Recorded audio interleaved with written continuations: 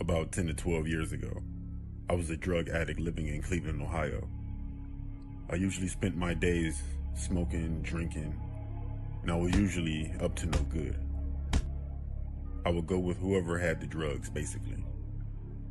One day, my friend and I were talking with this guy, and he said he had some dope on him, and he invited us to his house.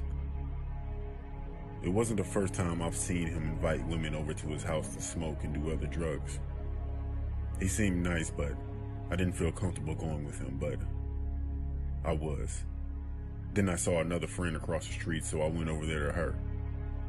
After that, I went home, and my friend went with him. The next day, his house was surrounded by police and news cameras.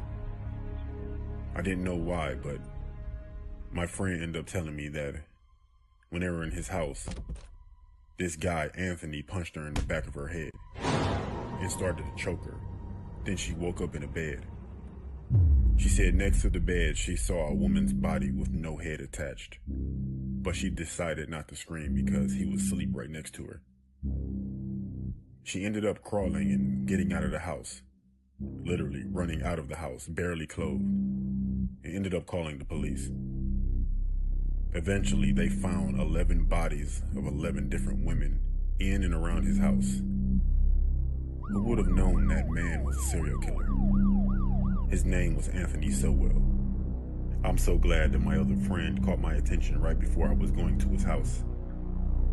Who knows? I could have been one of those bodies.